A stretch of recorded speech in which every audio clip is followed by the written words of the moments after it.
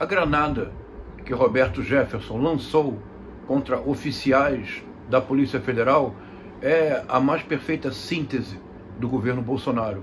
Na verdade, é a essência do bolsonarismo. Foi na fatídica reunião ministerial de abril de 2020.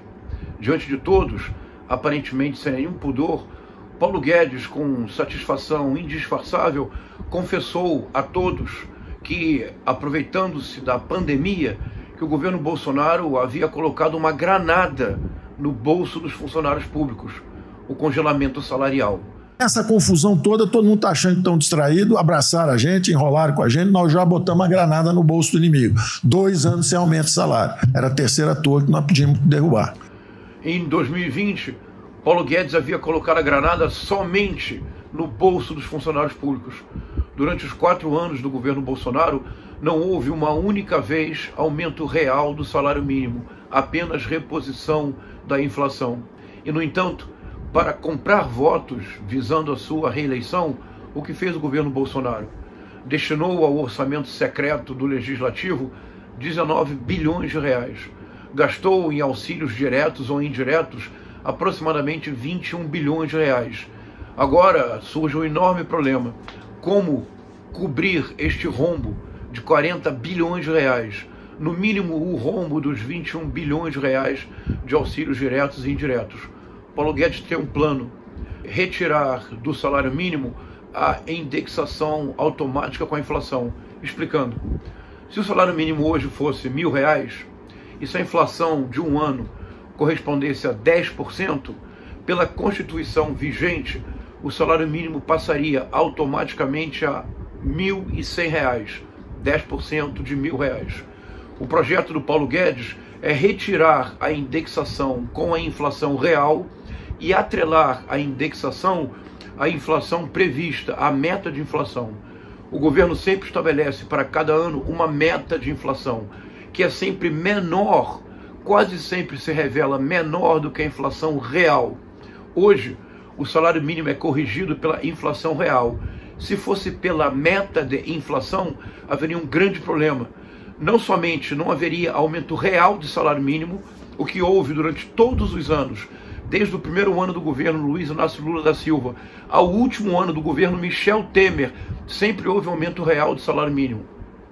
Nos 4 anos do governo Jair Messias Bolsonaro, o salário esteve, por assim dizer, congelado. Isto é, a granada que Paulo Guedes desejava colocar no bolso dos funcionários públicos foi colocada no bolso de todos os trabalhadores e de todas as trabalhadoras, de todos os aposentados e de todos os aposentados. E tudo pode ficar ainda pior. A equipe econômica de Paulo Guedes possui estudos sobre a retirada do imposto de renda, de isenção ou descontos relativos a despesas com saúde e educação. Agora, Paulo Guedes e Jair Messias Bolsonaro desejam pagar a conta do dinheiro gasto visando a reeleição, não apenas com o trabalhador e com a trabalhadora, mas com a classe média, que é quem mais se beneficia pela isenção de imposto de renda com despesas associadas à saúde e à educação. Mas de onde vem tanta perversidade? É preciso encontrar o método, é preciso encontrar o modelo, e o modelo é assustador e ata as pontas da vida de Paulo Guedes. Muito jovem, depois de ter realizado seu doutorado em economia na Universidade de Chicago, aliás, doutorado realizado com bolsa de estudos paga pelo Estado brasileiro. Depois de ter realizado seu doutorado em Chicago, o Paulo Guedes teve uma passagem trabalhando no Chile. Não num Chile democrático, mas no Chile da ditadura sanguinária de Augusto César Pinochet, que estabeleceu uma das mais terríveis ditaduras da história da humanidade, com torturas generalizadas, assassinatos em massa, ocultação de cadáveres de adversários políticos. Neste momento, Paulo Guedes estava no Chile, trabalhando. Ora, mas o que foi o pinochetismo? Na verdade, foi a primeira experiência mundial de implantação autoritária de um modelo neoliberal radical. E o que significa isso? Um conjunto de elementos. Supressão dos direitos do trabalho. A redução drástica do poder real de compra do salário mínimo. Venda indiscriminada dos ativos da nação através de privatizações muitas vezes suspeitas. retirada radical do Estado da sua função social, privatização de todas as funções sociais das quais o Estado foi retirado, concentração selvagem de renda, privilégio ainda maior para a elite financeira, projeto político autoritário, intolerância radical com a oposição, incapacidade de aceitar o contraditório. É isto.